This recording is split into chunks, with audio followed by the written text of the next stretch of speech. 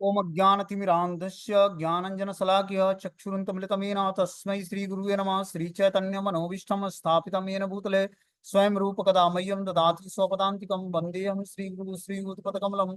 श्रीगुरून् वैष्णवाचं श्रीरूपं साग्रजातं सगण रघुनाथान्वितं तं सजीवं साद्वैतं सावधूतं परिजनसहितं कृष्ण चैतन्य देवं श्रीराधा कृष्ण पादान सागण ललिता श्री विशाखानवताश्च नित्यानंदम नमस्तुभ्यं प्रेमानंद प्रदायते कलवकल्मस्य नाशाय जानवे पतये नमः।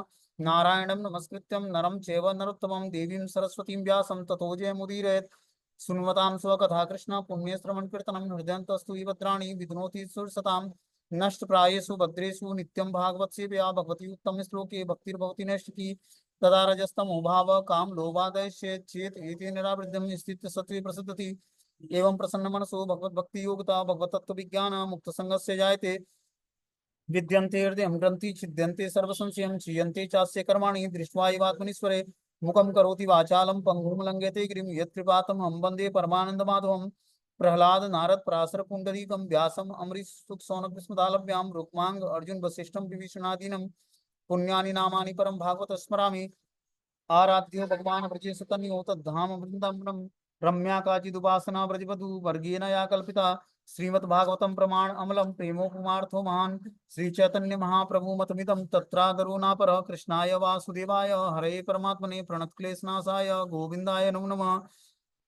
वासुदेव सुतं देवं कंसचारूणमर्दनं देवकी परमानंदं कृष्णं वंदे जगद्गुरुं। हे कृष्ण करुणा सिंधु दीनबंधु जगतपतये गोपेश गोपिका कांत राधा कांत नमस्तुते। तप्त कांचन गौरांगे श्रीराधे वृंदावनेश्वरी विष्मानुसुते देवी प्रणमामि हरिप्रिये। वाञ्छाकल्पतरुभ्यश्च कृपासिन्धुभ्यो च पतितानां पावनेभ्यो वैष्णवेभ्यो नमो नमः। जय श्री कृष्ण चैतन्य प्रभु नित्यानंद श्री अद्वैत गदाधर श्रीवासादि श्री गौर भक्तवृंद। हरे कृष्णा कृष्ण कृष्णा हरे हरे हरे राम राम राम हरे हरे। तो आज इसमें हम लोग को पढ़ना है वृंदावन में अक्रूर का आगमन। अब वृंदावन में अक्रूर जी आते हैं कंस के आदेश पर। कंस क्या करता है, अक्रूर जी को आदेश देता है और अपनी प्लानिंग समझाता है कि कैसे आप कृष्ण बलराम को मथुरा ले आओगे और कैसे मैं अपने कुबल्यापीण हाथी को मादक द्रव्य खिलाकर उसको मतवाला बनाकर और उसके पैर के नीचे जो है कृष्ण और बलराम को मैं कुचलवा दूंगा। बाई चांस उससे भी बच जाते हैं तो हमारे मल योद्धा जो है मल क्षेत्र में उनको मारकर जो है मृत्यु दे देंगे। इस तरह से वो पूरी प्लानिंग अक्रूर जी के साथ करता है और अक्रूर जी को भेजता है वृंदावन कि जाकर तुम कृष्ण और बलराम को ले आओ। तो अक्रूर जी वृंदावन के लिए उनका आगमन होता है, मथुरा से अक्रूर जी वृंदावन आते हैं। ठीक है ना। ये लास्ट अध्याय है जिसमें वृंदावन की लीला समाप्त हो जाएगी। अब अगली लीला जो है मथुरा की लीला शुरू है। भगवान जैसे ही मथुरा में प्रवेश करेंगे कंस को मारेंगे, चारों मुष्टि कुबल्यापीण हाथी सबको मारकर और कंस का वध करके फिर जो है भगवान आगे वहां से द्वारका के लिए प्रस्थान करेंगे। तो हम लोग जहां तक मथुरा की लीलाएं हैं वहां तक श्रवण करेंगे लगभग 49 अध्याय तक। ये अभी 39 38वां अध्याय है। उसके बाद फिर द्वारका लीला बाद में पढ़ा जाए। ठीक है। तो यहाँ बता रहे हैं कि श्री सुक उवाच अक्रूरो अपि च ताम्रात्रि मधुपुर्या महामतिम उषित्वाम रथमास्थायम प्रयो नंद गोकुलम। सुखदेव गोस्वामी ने कहा कि महामती अक्रूर ने वह रात मथुरा में बिताई और तब अपने रथ पर सवार होकर नंद महाराज के ग्वाल ग्राम के लिए रवाना हुए। तो जिस रात अक्रूर जी को आदेश मिला कंस का, उस रात उन्होंने वो रात मथुरा में बिताई और अगले दिन जो है सुबह सुबह ही रथ पर सवार होकर नंद महाराज के गांव ग्वाल ग्राम के लिए रवाना हो गया। बोलते हैं कि कंस ने फाल्गुन मास के कृष्ण पक्ष की एकादशी के दिन अक्रूर को वृंदावन जाने का आदेश दिया था। फाल्गुन महीने के कृष्ण पक्ष की एकादशी तिथि को अक्रूर जी को वृंदावन जाने का आदेश दिया। अक्रूर मथुरा में रात बिताकर अगले दिन तड़के ही रवाना हुए। उसी दिन प्रातः नारद ने वृंदावन में कृष्ण की स्तुति की और दोपहर के बाद वहां व्योमासुर मारा गया। अक्रूर गोधूली बेला में भगवान के ग्राम में प्रवेश। तो अगले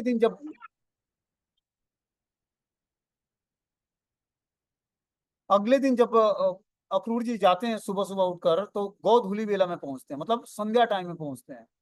और उसी समय भगवान उससे कुछ देर पहले ही दोपहर में भगवान ने व्योमासुर और कुंभ का वध किया था। हम लोगों ने पिछले स्टोरी में पढ़ा कि भगवान ने केसी और व्योमासुर का वध किया।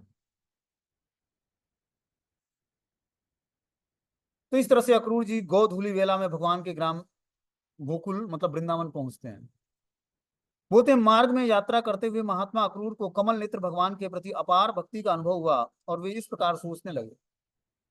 वो पूर्ण रूपेण कृष्ण के भाव में ज्वार हो गए थे। जब वो मथुरा से चले तभी जो है वृंदावन के लिए, तभी उनकी मति जो है भगवान के श्री चरणों में स्थिर हो गई और वो अंदर से बहुत ही उल्लासित थे कि अब मुझे कृष्ण और बलराम के दर्शन होंगे। श्री अक्रूर ने सोचा कि मैंने ऐसे कौन से शुभ कर्म किए हैं, ऐसी कौन सी कठिन तपस्या की है, ऐसा कौन सी पूजा की है, ऐसा कौन सा दान दिया है जिससे आज मैं भगवान केशव के दर्शन कर पाऊंगा। क्योंकि मैं विषय भोगों में लीन रहने वाला भौतिकतावादी व्यक्ति हूँ, अतः अपने लिए उत्तम श्लोक में स्तुति किए जाने वाले भगवान का दर्शन करने का यह अवसर प्राप्त कर पाना मैं उसी तरह कठिन समझता हूँ जिस तरह शूद्र के रूप में जन्मे व्यक्ति को वैदिक मंत्रों के उच्चारण करने की अनुमति प्राप्त करना है। देखो, अक्रूर जी के मूड से हम लोग सीख सकते हैं कि वृंदावन आने का मूड क्या होना चाहिए या वृंदावन में रहने का मूड क्या होना चाहिए। अक्रूर जी जब मथुरा से चले कंस के दरबार से, तभी वो पूर्ण रूपेण अपनी मति को जो है कृष्ण के ग्लोरिफिकेशन में लगाया कि मेरा क्या सौभाग्य है, न जाने कौन सा मैंने पूजा किया, कौन सी कठिन तपस्या किया, कौन सा ऐसा दान दिया कि आज भगवान केशव के दर्शन होंगे। उस उत्तम श्लोक से स्तुति किए जाने वाले भगवान का दर्शन करने का यह अवसर प्राप्त करके करना मैं उसी तरह कठिन समझता हूँ जिस तरह किसी शूद्र को वैदिक मंत्रों का उच्चारण करने का राइट्स प्राप्त करो, अधिकार मिल जाए उसको। कि शूद्र है उसको वैदिक मंत्रों का उच्चारण करने का अधिकार प्राप्त हो गया। ये अक्रूर जी की हृदय की दशा है। वो सोच रहे हैं कि मेरा कौन सा सौभाग्य, मैं तो पूरे जीवन जो है कंस की नौकरी किया मैं, और आज कंस ही हमें आदेश दे रहा कि जाकर कृष्ण बलराम के दर्शन करके उनको मथुरा वापस ले आओ। तो इस बात को अक्रूर जी बहुत ही पॉजिटिव लेते हैं कि भगवान की न जाने कौन सी हमने दान किया, कौन सा पूजा किया, कौन सा कठिन तपस्या किया जिसके फलस्वरूप भगवान केशव के दर्शन होने का सौभाग्य प्राप्त हुआ, वृंदावन जाने का सौभाग्य प्राप्त हुआ। बोलते हैं किंतु बहुत हुआ, छोड़ो इन विचारों को, आखिर मुझ जैसा पतित आत्माओं को भी भगवान अच्युत को देखने का अवसर प्राप्त हो सकता है, क्योंकि काल रूपी नदी के प्रवाह में बह रहे बद्ध आत्माओं में से कोई एक आत्मा को कभी कभी किनारे तक पहुंच ही सकता है। क्या बोलते हैं यहाँ पर कि छोड़ो इन विचारों को, क्या क्या फायदा इन विचारों को पोषित करने से, आखिर मैं भी बद्ध जीवात्मा हूँ और काल रूपी नदी के प्रवाह में कभी कभी बद्ध आत्माओं में से किसी एक आत्मा को कभी कभी किनारे तक पहुंचने का भी चांस मिल जाता है। कि जब वो नदी के लहरों में होता है, भगवान की भक्ति के लहरों में होता है, तो कभी कभी उसको भी अपना किनारा मिल जाता है, बद्ध जीवात्मा को भी। बस क्या करना पड़ेगा, इस भक्ति के समुद्र में, नदियों के प्रवाह में रहना पड़ेगा। भक्ति का रूपी जो नदी है उसके प्रवाह में हमें अपने को बनाए रखना पड़ेगा, तब हम भी धीरे धीरे जो है किनारा प्राप्त कर लेंगे। बोलते हैं आज मेरे समस्त पाप कर्मों का उन्मूलन हो चुका है, मेरा जन्म सफल हो गया है, क्योंकि मैं भगवान के चरण कमलों को नमस्कार करूंगा, जिसका बड़े बड़े योगी ध्यान में करते हैं। तो वो अपना अखंड सौभाग्य मानते हैं अक्रूर जी कि आज मैं मेरा जीवन सफल हो गया, कि आज मैं कृष्ण और बलराम के श्री चरणों को में जाकर नतमस्तक होऊंगा, जिसके लिए बड़े बड़े ध्यान में बड़े बड़े योगी क्या करते हैं, ध्यान करते हैं भगवान के श्री चरणों में, और तब भी उनको ये सौभाग्य उनको प्राप्त नहीं होता है। निसंदेह आज कंस ने मुझे उस भगवान हरि के चरण कमलों का दर्शन करने के लिए भेजकर मेरे ऊपर महती कृपा की है, जिन्होंने अब इस संसार में अवतार लिया है। भूतकाल में उनके चरण नखों के तेज से ही इस भौतिक संसार के दुर्लभ अंधकार को अनेक आत्माओं ने पार करके मुक्ति प्राप्त की है। तो अक्रूर जी को लगता है कि निश्चित रूप से कंस ने हम पर कृपा की है। कंस इस भाव से थोड़ी ना भेजा कि अक्रूर को कृष्ण और बलराम के दर्शन हो जाए, लेकिन अक्रूर जी के हृदय की दशा कंस के लिए भी बहुत ही पॉजिटिव हो गई, क्योंकि उत्सुकता थी उनको कृष्ण बलराम से मिलना है। बोलते हैं कंस ने मुझे उस भगवान श्री हरि के चरण कमलों के दर्शन करने के लिए भेजकर मेरे ऊपर महती कृपा की है, जिन्होंने अभी संसार में अवतार लिया है कृष्ण के रूप में। भूतकाल में उनके चरण नखों के तेज से ही इस भौतिक संसार के दुर्लभ अंधकार को अनेक आत्माओं ने पार कर लिया है। भगवान के चरण नख का जो तेज होता है, चरण के नाखूनों का, उस नाखूनों के तेज से दुर्लभ अंधकार रूपी इस भौतिक संसार को अनेक आत्माओं ने पार कर लिया है। उन्हीं चरण कमलों की ब्रह्मा, शिव और अन्य सारे देवता, लक्ष्मी जी तथा बड़े बड़े मुनि और वैष्णव पूजा करते हैं। उन्हीं चरण कमलों से भगवान अपनी संगियों सहित गांव में चराते समय जंगल में विचरण करते हैं। वे ही चरण गोपियों के स्तनों पर लगे कुमकुम से सने रहते हैं। तो भगवान के चरणों का यहाँ पर गुणगान करते हैं कि ब्रह्मा, शिव और लक्ष्मी जी और बड़े बड़े मुनि और वैष्णव गण भगवान के चरण कमलों की पूजा करते हैं, भगवान के चरण कमलों का ध्यान करते हैं। उस चरण कमलों को आज हमें प्रणाम करने का मौका मिलेगा, जिस चरण कमलों को भगवान अपने संगियों सहित गांव में चराने के लिए जंगल में विचरण करते हैं। जिस चरण कमलों को गोपियां अपने स्तनों पर रखे कुमकुम से सने हुए स्तनों पर अपने भगवान के चरण कमलों को रखती हैं। ये सौभाग्य आज हमें प्राप्त होगा, जिस सौभाग्य के कारण मैं भगवान के श्री चरणों में आज नतमस्तक हो पाऊंगा, प्रणाम कर पाऊंगा। अवश्य ही मैं भगवान मुकुंद के मुख को देखूंगा, क्योंकि अब हिरण मेरी दाईं ओर से निकल रहे हैं। वह मुख घुघराला बालों से घिरा होगा और उनके आकर्षक गालों और नाक, उनकी मंद हास्य चितवन और लाल कमल जैसी आंखों से शोभायमान होगा। तो कल्पना मतलब वहीं से चिंतन में डूब गए, भगवान के सुंदर स्वरूप का चिंतन, कमल चरण कमलों का चिंतन। ऐसा एक जॉर्वेशन आना बड़ा मुश्किल है कि जब व्यक्ति अपने घर से चले तभी वो कृष्ण का चिंतन करने लगे कि मुझे वृंदावन या मथुरा जाना है और कृष्ण के दर्शन करने के लिए जाना है। बोलते हैं कि भगवान मुकुंद के मुख को मैं देखूंगा। अब हिरण हमारी दाईं ओर से निकल रहे हैं। हिरण का दाईं ओर से निकलना बहुत ही ऑस्पिशियस होता है, शुभ होता है। बोलते हैं कि वह मुख जो घुघराले बालों से घिरा होगा, भगवान का मुख जो है घुघराले, भगवान के घुघराले बाल होते हैं और उनके आकर्षक गाल और नाक, उनकी मंद हास्य युक्त चितवन और लाल कमल जैसी आंखें शोभायमान होती हैं। तो भगवान के सुंदर स्वरूप का ध्यान करते हुए उसका गुणगान कर रहे हैं। आगे बता रहे हैं, मुझे समस्त सौंदर्य के आगार उस भगवान कृष्ण के दर्शन होंगे, जिन्होंने पृथ्वी का भार उतारने के लिए स्वेच्छा से मनुष्य जैसा स्वरूप धारण किया है। इस तरह इसमें कोई संदेह नहीं है कि मेरे आंखें उनके अस्तित्व का फल प्राप्त हो जाएगा। मतलब बता रहे हैं कि जो सौंदर्य के आगार भगवान कृष्ण के दर्शन होंगे, जो पृथ्वी का भार उतारने के लिए स्वेच्छा से मनुष्य के रूप में उतार लिए हैं, इस तरह उसमें कोई संदेह नहीं कि मेरे आंखों के अस्तित्व का फल प्राप्त हो जाएगा। मेरे आंखों के लिए क्या होगा, जो वास्तविक आंखों का वो है उत्सव है, तो वास्तविक फल क्या है नेत्रों का, कि भगवान के दर्शन हो जाए इस नेत्र से। वो आज सौभाग्य मुझे प्राप्त होने वाला है। वे भौतिक कार्य कारण के साक्षी हैं, फिर भी वे इतनी इनकी उनकी झूठी पहचान से अपने को सदैव पृथक रखते हैं। वे अपनी अंतरंग शक्ति के द्वारा पृथकत्व तथा भ्रम के अंधकार को दूर करते हैं। जब वे अपनी भौतिक सृजन शक्ति का पर दृष्टि डालते हैं तो इस जगत के जीव प्रकट होते हैं, और ये जीव उन्हें अपनी प्राण, वायु, इंद्रिय और बुद्धि कार्यों में अप्रत्यक्ष रूप से अनुभव करते हैं।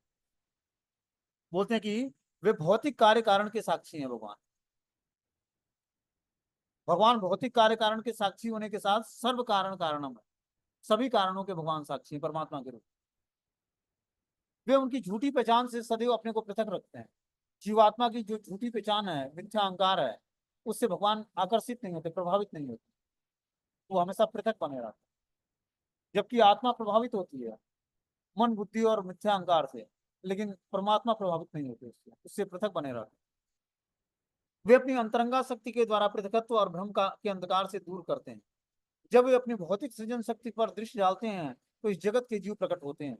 जब भगवान सृजन शक्ति पर दृष्टि डालते हैं तो सारे इस जगत के जीव प्रकट हो जाते हैं, और ये जीव उन्हें अपने प्राण, वायु, इंद्रिय और बुद्धि कार्यों में अप्रत्यक्ष रूप से अनुभव करते हैं।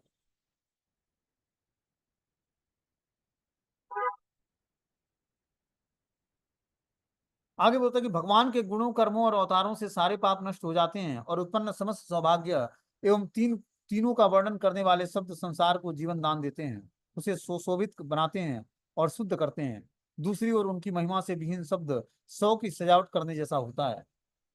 तो भगवान के गुण, कर्म और अवतार का गुणगान करने से व्यक्ति के सारे पाप नष्ट हो जाते हैं।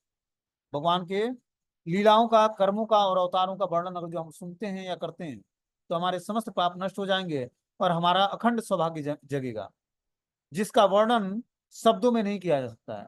इस संसार को जीवन दान देता है क्या, कृष्ण कथा, जिसमें भगवान के गुण, कर्म और अवतारों का वर्णन है। उसे सुशोभित बनाते हैं और शुद्ध करते हैं। वो क्या करते हैं, जीवात्मा को सुशोभित कर देते हैं और उसको शुद्ध कर देते हैं।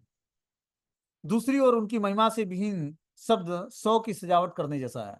और जो हम अपने मुखारविंद से जो अगर जो भगवान का गुणगान नहीं करते हैं तो वो बस एक सौ को अलंकृत करने का माध्यम बन जाएगा। हमें क्या करना है, भगवान का निरंतर अपने मुख से गुणगान करना है, यही हमारे मुख का जो है शोभा है। बताते हैं आगे अक्रूर जी कि वे ही भगवान सात्वत वंश के प्रमुख देवताओं को प्रसन्न करने के लिए अवतरित हुए हैं, जो उनके द्वारा निर्मित धर्म के नियमों का धारण करने वाले हैं। वे वृंदावन में रहते हुए अपने यश का विस्तार करते हैं, जिसकी महिमा देवतागण गाकर करते हैं और जो सबू को मंगल प्रदान करते हैं। क्या बोलते हैं कि वही भगवान सात्वत वंश में प्रमुख देवताओं को प्रसन्न करने के लिए अवतरित हुए, वही भगवान यदुवंश में प्रकट हुए हैं कृष्ण के रूप में, जो उनके द्वारा निमित्त धर्म के नियमों को धारण करने वाले हैं। वे वृंदावन में रहते हुए अपने यश का विस्तार करते हैं। तो भगवान क्या करते हैं, वृंदावन में रहते हुए धर्म के नियमों को धारण करके अपना विस्तार करते हैं, जिसकी महिमा देवतागण गा गा कर करते हैं। देवतागण क्या करते हैं, भगवान का यशुगान गा कर करके और सबको मंगल प्रदान करने वाले हो। भगवान का जब यश गाया जाता है तो गाने वाले को तो मंगल प्रदान करता ही है, जिसके जिसके कानों में वो ध्वनि जाती है उसका भी मंगल कल्याण हो जाता है। तो देवता क्या करते हैं, भगवान के यश का विस्तार करते हैं, भगवान के यश का गुणगान करते हैं और उसको श्रवण करने वाले का भी कल्याण हो जाता है। आगे बोलते हैं कि आज मैं उन्हें अवश्य देखूंगा जो कि महात्माओं के गंतव्य तथा आध्यात्मिक गुरु हैं। आज बोल रहे हैं कि अक्रूर जी, आज मुझे अवश्य ही भगवान कृष्ण के दर्शन होंगे, कृष्ण बलराम के, जो कि महात्माओं के अंतिम गंतव्य हैं और वही उनके आध्यात्मिक गुरु हैं। सभी नेत्रवानों को उनके दर्शन से हर्ष होता है, क्योंकि वो ब्रह्मांड के असली सौंदर्य हैं। कृष्ण बलराम इस पूरे ब्रह्मांड के वास्तविक सौंदर्य हैं। जीवात्मा का वास्तविक नेत्रों का उत्सव क्या है, कृष्ण और बलराम के दर्शन करो। निसंदेह उनका साकार रूप लक्ष्मी जी द्वारा अभिषिक्त आश्रय है। लक्ष्मी जी भी कृष्ण और बलराम का आश्रय स्वीकार करती हैं, किसके, भगवान के सौंदर्य से आकर्षित होकर। अतः मेरे जीवन के समस्त प्रभाव शुभ बन चुके हैं। इस तरह से अक्रूर जी अपने सौभाग्य की व्याख्या करते हैं, गुणगान करते हैं कि मेरा अखंड सौभाग्य जगा, न जाने कौन सा हमने व्रत किया, कौन सा तपस्या किया, कौन सा दान दिया, कि आज कृष्ण बलराम के दर्शन, हमें वृंदावन जाने का चांस मिला और कृष्ण बलराम का दर्शन करने का चांस मिला। तब मैं तुरंत अपने रथ से नीचे उतर जाऊंगा और भगवान कृष्ण और भगवान बलराम दोनों के चरण कमलों को नमस्कार करूंगा। उनके पैर वही होंगे जिसे आत्म साक्षात्कार के लिए प्रयत्नशील बड़े बड़े योगी अपने मन के भीतर धारण करते हैं। तो अक्रूर जी वहीं से जब वृंदावन कंस के आदेश पाकर जब मथुरा से चले, तभी उन्होंने बिल्कुल ही आध्यात्मिक संकल्प के साथ वृंदावन के लिए रवाना हो, कि कैसे कैसे मैं कृष्ण बलराम के दर्शन के लिए जाऊंगा, कैसे उनको प्रणाम करूंगा, कैसे मैं आगे आगे जाकर उनसे बातचीत करूंगा। बोलते हैं कि मैं तुरंत रथ से उतरकर और भगवान कृष्ण और बलराम के चरण कमलों को नमस्कार करूंगा। जैसे ही वो हमसे मिलेंगे, वैसे ही क्या करेंगे, मैं अपने रथ से उतरूंगा और कृष्ण और बलराम के चरण कमलों को नमस्कार करूंगा। उनके पैर वही हैं जिन्हें आत्म साक्षात्कार के लिए प्रयत्नशील बड़े बड़े योगी अपने मनों के भीतर धारण करते हैं। तो बड़े बड़े योगी क्या करते हैं, भगवान के चरण कमलों का ध्यान करके अपने मन में धारण करके भगवान का आत्म साक्षात्कार करते हैं। मैं दोनों के बाल मित्रों तथा वृंदावन के अन्य समस्त वासियों को भी अपना नमस्कार निवेदित करूंगा। अक्रूर जी क्या बोलते हैं कि मैं इनके बाल मित्र जो हैं कृष्ण बलराम के, उन बाल मित्रों को भी, जो वृंदावन के समस्त वासी हैं, उनको भी अपना नमस्कार निवेदित करूंगा। और जब मैं उनके चरण कमलों पर गिर पड़ूंगा तो सर्वशक्तिमान प्रभु मेरे सिर पर अपना चरण कमल रख देंगे। जो लोग काल रूपी शक्तिशाली सर्प से अत्यधिक विचलित होकर उनकी शरण में जाते हैं, यह हाथ उनके सारे भय को दूर कर देता है। बोलते हैं कि मैं जब उनके चरण कमलों पर गिर जाऊंगा तो सर्वशक्तिमान प्रभु हमारे सिर पर अपना कर कमल रख देंगे। अपने हाथ, हमारे जो कमलवत हाथ है भगवान का, वो हमारे सर पर रखेंगे। जो काल रूपी शक्तिशाली सर्प से विचलित होकर उनकी शरण में जाते हैं, ये हाथ उनके लिए भय को दूर करते हैं। भगवान का कर कमल जो है अभय प्रदान करता है। तो जो जीवात्मा भगवान की शरण ग्रहण करता है, उनको नतमस्तक होता है, प्रणाम करता है, वो धीरे धीरे अभय पद को प्राप्त होता है। बस भगवान को नमस्कार करने से क्या होता है, व्यक्ति धीरे धीरे अभय पद को प्राप्त कर लेता है, मतलब उसको इस भौतिक संसार में भय नहीं लगेगा। नाम संकीर्तनम यस्य सर्व पाप प्रणाशनम, प्रणामो दुख शमनम तम नमामि हरिपरम। नाम संकीर्तनम यस्य सर्व पाप प्रणाशनम, नाम संकीर्तन करने से सर्व पापों का क्या होता है, क्षय हो जाता है। और प्रणामो दुख शमनम, भगवान को प्रणाम करने से 3 बार सुबह दोपहर शाम आपके सारे दुख समाप्त हो जाएंगे। और जो कोई व्यक्ति इस भौतिक संसार में दुखी है या क्लेशित है, तो भगवान को तीनों संध्याओं में प्रणाम करने का नियम ले ले, उसके सारे दुख धीरे धीरे समाप्त हो। और जो कोई व्यक्ति दुखियारा है और आपके पास आता है कि हमें बताइए उपाय कुछ, उसको बोलो कि कृष्ण को 3 बार प्रणाम करने का नियम ले ले, और सुबह दोपहर शाम भगवान को प्रणाम करना शुरू कर दे, उसके सारे दुख शमित हो जाएंगे। वही बता रहे हैं कि जो हस्त कमल भगवान के अभय प्रदान करने वाले हैं, भय को दूर करने वाले हैं। व्यक्ति को क्लेश किससे होता है? भय से होता है। जब वो निर्भीक बन जाएगा तो इस भौतिक संसार में उसको क्लेश नहीं मिलेगा। क्लेश मन बुद्धि के वीकनेस के कारण है। जब मन बुद्धि हमारा स्ट्रांग हो जाएगा, भगवान के श्री चरणों में लग जाएगा, तो हम क्लेशित नहीं होंगे। आगे बता रहे हैं कि उस कमल सदृश से हाथ में दान देकर पुरंदर और बलि ने स्वर्ग के राजा इंद्र के पद को प्राप्त किया। और रास नृत्य की आनंदित लीलाओं के समय जब भगवान ने गोपियों के पसीने को पोंछकर उनकी थकान दूर की, तो उनके मुख स्पर्श से उस हाथ को मधुर फूल की तरह सुगंधित बना दिया। यहाँ पर भगवान के हस्त कमल का अक्रूर जी गुणगान करते हैं। क्या बोलते हैं? जिस कमल सदृश से हाथ में दान देकर पुरंदर बलि स्वर्ग का राजा इंद्र के पद को प्राप्त कर लिया। बलि महाराज ने सर्वस्व अपना भगवान को समर्पित कर दिया, और भगवान ने क्या दिया उनको? सुतल लोक का राजा बना दिया। सुतल लोक जो है इंद्र के स्वर्ग से भी ज्यादा समृद्धशाली है।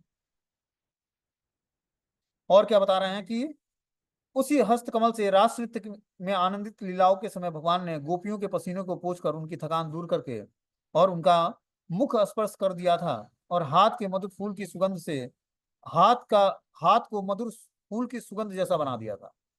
तो भगवान अपने हस्त कमल से गोपियों के रास नृत्य में पसीने को पोंछा था, और उनका मुख स्पर्श किया था, और उनका मुख जो है सुगंधित हो गया था भगवान के हाथ के टच मात्र से। बोलते हैं यद्यप कंस ने मुझे यहाँ पर अपना दूत बनाकर भेजा है, किंतु अच्युत भगवान कृष्ण मुझे अपना शत्रु नहीं मानेंगे। आखिर सर्वज्ञ प्रभु इस भौतिक शरीर रूपी क्षेत्र के वास्तविक ज्ञाता हैं, और वे ही अपने पूर्ण दृष्टि से बद्ध जीवों के हृदय में ये सारे प्रयासों को अंदर और बाहर से देख सकते हैं। बोलते हैं कि कंस तो हमें दूत बनाकर भेजता है हमें वृंदावन के लिए, लेकिन अच्युत भगवान कृष्ण हमें अपना शत्रु नहीं मानेंगे। आखिर वो सर्वज्ञ हैं, सब कुछ जानते हैं, भौतिक शरीर रूपी क्षेत्र के वास्तविक ज्ञाता हैं वो, और वे अपनी पूर्ण दृष्टि से हम बद्ध जीवों के हृदय के सारे प्रयासों को अंदर और बाहर से देखने वाले हैं कि मैं किस प्रयास से यहाँ पर आया हूँ, किस उद्देश्य से आया हूँ। तो उनका उद्देश्य तो था कि आज मुझे कृष्ण बलराम का दर्शन होगा, लेकिन दूसरी तरफ एक आज्ञा क्या मिली थी कंस के द्वारा कि तुम जाकर कृष्ण बलराम को ले आओ, और मैं उनको छल से यहाँ पर कुबल्यापीण हाथी से या अपने मल योद्धाओं से मैं अपने दरबार में उनका वध करा दूंगा। तो ये प्लानिंग थी कंस की। लेकिन अक्रूर जी जानते थे कि कृष्ण और बलराम कोई साधारण व्यक्ति नहीं है, स्वयं भगवान है, परम पुरुषोत्तम भगवान है। तो जानते थे कि कंस का अब अंतिम समय आ गया है, इस कारण से ये हमें आज्ञा दे रहा है ले आने की। वो बहुत ही प्रसन्नता पूर्वक भगवान का चिंतन करते हुए वृंदावन धाम आए।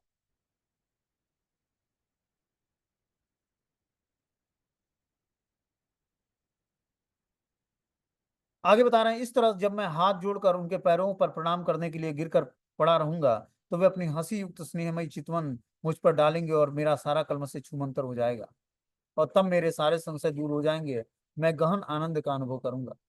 क्या बोलते हैं कि जब मैं हाथ जोड़कर भगवान के पैरों पर प्रणाम करने के लिए गिर पड़ूंगा, तो अपनी हंसी युक्त स्नेहमयी चितवन मुझ पर डालेंगे। भगवान क्या करेंगे? अपनी उनकी जो हंसी हंसी युक्त जो चितवन है, भगवान हमेशा मुस्कुराते रहते हैं, उस चितवन मुझ पर डालेंगे, तब मेरा सारा कलमश से जो है नष्ट हो जाएगा। भगवान का जब हम सुंदर स्वरूप का दर्शन करते हैं, तो जो भगवान की मुस्कुराहट है वो हमारे समस्त कलमश को दूर कर देती है। लेकिन व्याधियों में वो भगवान की मुस्कुराहट हमें दिखेगी नहीं। जब हम श्री विग्रहों का दर्शन करते हैं, तो भगवान की मुस्कुराहट उसी व्यक्ति को दिखती है जो प्रसन्न होता है अंदर से। जो क्लेशित है वो भगवान की मुस्कुराहट को नहीं पहचान पाएगा। और जब व्यक्ति मुस्कुराहट भरा भगवान का चेहरा देखता है, मुखमंडल, तो उसके सारे कलमश से दूर हो जाते हैं, उसके सारे संशय दूर हो जाते हैं, और वो गहन आनंद का अनुभव करता है। भगवान के गहन आनंद का अनुभव करता है जब वो भगवान के मुस्कुराते हुए चेहरे का दर्शन करता है। वैसे तो भगवान का दर्शन हमें भगवान के श्री चरणों से करना चाहिए। और धीरे धीरे ऊपर बढ़ते बढ़ते भगवान के मुखारबिंद का दर्शन, फिर उनके घुघराले केसों का दर्शन करना चाहिए, भगवान के ललाट का दर्शन, भगवान के भुवों का दर्शन। ये सारे हमारे अनर्थों को, कलमस्यों को नष्ट करने वाला है। बोलते हैं मुझे अपने घनिष्ठ मित्र और संबंधी के रूप में पहचान कर कृष्ण अपनी विशाल भुजाओं में मुझे अपने गले लगा लेंगे, जिससे उसी क्षण मेरा शरीर पवित्र हो जाएगा और सकाम कर्मों से जनित मेरे भौतिक बंधन शून्य हो जाएंगे। अक्रूर जी कल्पना क्या करते हैं कि जब मैं वृंदावन पहुंचूंगा, कृष्ण के चरण कमलों में प्रणाम करूंगा, तो अपनी हंसी युक्त चितवन से मुझे स्नेह पूर्वक उठाएंगे और उनके दर्शन करने मात्र से मेरा सारा कलम से दूर हो जाएगा। मुझे अपने घनिष्ठ मित्र या संबंधी के रूप में पहचान कर कृष्ण अपनी विशाल भुजाओं से मुझे अपने गले लगा लेंगे, जिससे उसी क्षण मेरा शरीर पवित्र हो जाएगा, मैं समस्त सकाम कर्मों के जनित इस भौतिक बंधन से मुक्त हो जाऊंगा। सर्व सुविख्यात कृष्ण द्वारा गले लगाए जाने के बाद मैं उनके समक्ष विनम्र भाव से सिर झुकाकर हाथ जोड़कर खड़ा रहूंगा और वे मुझे कहेंगे, मेरे प्रिय अक्रूर, उसी क्षण मेरे जीवन का उद्देश्य सफल हो जाएगा। दरअसल जिस व्यक्ति को भगवान मान्यता नहीं देते हैं, उसका जीवन दयनीय हो जाता है। तो इस तरह से अक्रूर जो है, अभी वृंदावन से वृंदावन के लिए चलते हैं मथुरा से, तो ये रास्ते में उनका विचार है कि किस तरह वो भगवान कृष्ण और बलराम की दर्शन कैसे करेंगे, उनको प्रणाम कैसे करेंगे, वो कैसे हमें उठाकर हमारा आलिंगन करेंगे, कैसे हम अपने सारे भौतिक कलमश से कृष्ण बलराम की कृपा से कैसे मुक्त होंगे, सारी वो कल्पनाएं कर रहे हैं। बोलते हैं कि सर्व विख्यात कृष्ण हमें गले लगा लेंगे और विनम्र भाव से मैं सिर झुकाकर और हाथ जोड़कर खड़ा रहूंगा। तब वो मुझसे कहेंगे कि हे मेरे प्रिय अक्रूर, उसी क्षण मेरे जीवन का उद्देश्य सफल हो जाएगा, जब मुझे प्रिय अक्रूर करके बुलाएंगे। और दरअसल जिस भक्त को भगवान मान्यता नहीं देते हैं, उसका जीवन दयनीय है। जब तक भगवान किसी जीवात्मा को मान्यता नहीं देते हैं, तब तक वो दयनीय दशा को प्राप्त होता है। बोलते हैं न तस्य कश्चित दयितम सुहृतमो न चाप्रियो द्वेष्य उपेक्षयम एव वा तथापि भक्ता भजते यथा तथा सुरुद्रुमो यद्यद् द्रुपाश्रितो अर्थदम। भगवान का न तो कोई अप्रिय है, न सर्वश्रेष्ठ मित्र है, न ही वे किसी को अवांछित, घृणित या उपेक्षित मानते हैं। साथ ही साथ अपने भक्तों से जिस भाव में से पूजा करते हैं, उसी प्रकार प्रेम का आदान प्रदान करते हैं, जिस तरह कल्प वृक्ष अपने पास आने वालों की इच्छाएं पूरी करता है। बोलते हैं भगवान का ना तो कोई प्रिय है, न ही कोई उनका सर्वश्रेष्ठ मित्र है। भगवान का कोई सर्वश्रेष्ठ मित्र भी नहीं है और भगवान को कोई अप्रिय भी नहीं है, न ही कोई अवांछित है, न घृणित है, न उपेक्षित है। भगवान के द्वारा हर जीवात्मा को भगवान प्रेम करते हैं समभाव से। लेकिन साथ साथ वो अपने भक्तों को जिस भाव से वो पूजा करते हैं, उसी तरह प्रेम का आदान प्रदान करते हैं। जिस भाव से हम भगवान की भक्ति करेंगे, उसी भाव से हमारा क्या होगा, भगवान से आदान प्रदान, रिसिप्रोकेशन शुरू होगा। जिस तरह कल्प वृक्ष अपने पास आने वाले की इच्छाएं पूरी करता है, जिस तरह कल्प वृक्ष क्या करता है, समस्त जीवात्मा की इच्छाओं को पूरी करता है, उसी तरह भगवान कल्प वृक्ष की तरह है। जब उनके समीप हम जाते हैं, तो क्या करते हैं, भगवान हमारी समस्त इच्छाओं को पूरी कर देते हैं। बोलते हैं कि और जब मैं अपना सिर झुकाए खड़ा होऊंगा, तो कृष्ण के बड़े भाई यदुश्रेष्ठ बलराम मुझे जुड़े हुए हाथ को थाम लेंगे, फिर मेरे आलिंगन करके मुझे अपने घर ले जाएंगे। वहां वे सभी प्रकार के अनुष्ठान सामग्री से मेरा सत्कार करेंगे और मुझसे पूछेंगे कि कंस उनके परिवार वालों के साथ कैसा व्यवहार करता है। इस तरह अक्रूर जी सारी रास्ते में वो इसी विचार में होते हैं कि कैसे मैं कृष्ण और बलराम से मिलूंगा और कैसे वो हमारे साथ व्यवहार करेंगे और मैं कैसे उनके साथ ट्रीट करूंगा। बोलते हैं कि जब मैं अपना सिर झुकाकर खड़ा होऊंगा, तो कृष्ण के बड़े भाई बलराम जी यदुश्रेष्ठ जो हैं, वो हमारे जुड़े हाथों को थाम लेंगे और फिर मेरा आलिंगन करके मुझे अपने घर ले जाएंगे। और घर ले जाकर क्या करेंगे, सभी प्रकार के अनुष्ठान सामग्री से मेरा सत्कार करेंगे और मुझसे पूछेंगे कि आपके परिवार वालों के साथ कंस कैसा व्यवहार करता है। सुखदेव गोस्वामी इसमें आगे कहते हैं कि इति संचित्यम कृष्णम स्वफलम तनयोत अध्वनिम रथेना गोकुलम प्राप्यम सूर्या अस्था गिरिम नृपः। सुखदेव गोस्वामी ने आगे कहा, हे राजन, मार्ग पर जाते हुए स्वफलक पुत्र अक्रूर कृष्ण के विषय में इस तरह गंभीरता पूर्वक ध्यान करते करते जब गोकुल पहुंचे, तो सूर्य अस्त होने वाला था। अब देखो, सुबह से चले, इतना वो प्रगाढ़ चिंतन में थे कृष्ण के कि गौ धूली वेला मतलब जब भगवान गौ गौ चराकर रिटर्न होते हैं, उस समय वो वृंदावन में पहुंचते हैं। अब सोचो, मथुरा से वृंदावन कितना पास में है, लेकिन सुबह से शाम हो जाती है। चारागाह में अक्रूर उन पैरों के चिन्ह देखे जिनकी शुद्ध धूल को समस्त ब्रह्मांडों के लोकपति अपने मुकुटों पर धारण करते हैं। अब जो है अक्रूर जो है वृंदावन में पहुंच जाते हैं। वहां पर क्या करते हैं, चारागाहों में भगवान के चरण कमलों की छाप को देखते हैं। समस्त ब्रह्मांडों के लोकपाल उस चरण धूलि को क्या करते हैं, अपने मुकुटों पर धारण करते हैं। भगवान के वे चरण चिन्ह जो कमल, वाकुर और अंकुश जैसे चिन्हों से पहचाने जा सकते हैं, फूलों की शोभाओं को बढ़ा रहे थे। इस तरह से भगवान के जो चरण कमल हैं तो क्या रहते हैं, फूलों की शोभाओं को बढ़ा रहे थे। वो फूल के जैसे पवित्र दिख रहे थे, फ्रेश दिख रहे थे। भगवान के चरण चिन्हों को देखने से उत्पन्न आनंद से अधिकाधिक वियल होने से शुद्ध प्रेम के कारण अक्रूर के शरीर में रोंगटे खड़े होने लगे। आंखें आंसुओं से भर गई। वे अपने रथ से नीचे कूद पड़े और इस तरह चरण चिन्हों पर यह चीख कर लौटने लगे, ओह यह तो मेरे प्रभु के चरण कमलों की धूली है। अक्रूर जी क्या करते हैं, जब चरण चिन्हों को देखते हैं तो प्रेम से विहल हो जाते हैं। शुद्ध प्रेम के कारण अक्रूर जी के शरीर से के रोंगटे खड़े हो जाते हैं, अपने रथ से नीचे उतर जाते हैं। आंखों में अश्रु भर के क्या करते हैं, चरण चिन्हों को देखकर चीख कर उस पर लौटने लगते हैं और रोने लगते हैं कि ये तो हमारे श्री कृष्ण के चरण कमल हैं। समस्त जीवधारियों का जीवन लक्ष्य यही आनंद है, जिसे अक्रूर जी ने कंस के आदेश पाकर अपना सारा गर्व, भय और शोक त्याग कर अनुभव किया तथा अपने आप को भगवान कृष्ण का स्मरण दिलाने वाली वस्तुओं को देखने, सुनने और वर्णन करने में लीन कर दिया। तो बोल रहे हैं कि हर एक जीवधारी का जीवन लक्ष्य यही आनंद है जो अक्रूर जी इस समय रिलीज कर रहा है। उसी आनंद को प्राप्त करने के लिए हमारा मनुष्य जीवन हुआ कि भगवान के श्री चरणों का दर्शन हो जाए, भगवान के मुखार बिंदु का दर्शन हो जाए, भगवान के नाम रूप गुण लीलाओं का सुनने में हमारा आकर्षण पैदा हो जाए। इसीलिए मनुष्य जीवन मिला है। इसीलिए भगवान ने श्रवण इंद्रियां दी हैं कि हम कानों का सही उपयोग करें कृष्ण कथा का श्रवण करने में।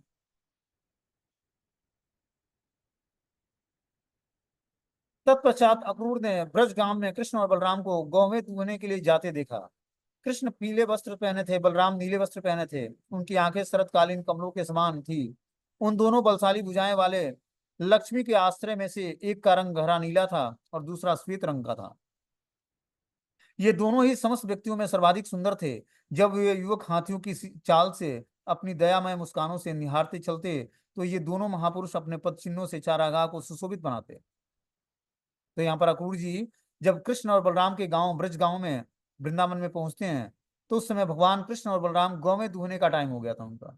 अब वो गायों के थन से दूध निकालने के लिए जा रहे थे। कृष्ण पीतांबर धारण किए थे और बलराम जी नीलांबर धारण किए थे। उनकी आंखें शरतकालीन कमलों के समान थी।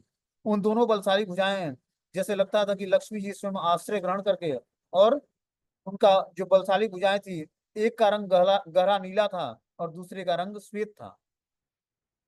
ये दोनों ही समस्त व्यक्तियों में सर्वाधिक सुंदर लग रहे थे। तो इस तरह से जब अक्रूर जी गोधूलि वेला के समय पहुंचते हैं तो भगवान कृष्ण और बलराम गौओं का दोहन करने के लिए जाते हैं। और क्या देखते हैं कि कृष्ण पीतांबर धारण किए हैं और बलराम जी नीलांबर मतलब नीला वस्त्र धारण किए हैं। और उनके जो बाजुएं हैं वो भी बहुत ही जैसे लक्ष्मी का आश्रय हो। और एक का रंग गहरा नीला था कृष्ण के बाजुओं का, और बलराम के बाजुओं का रंग श्वेत था।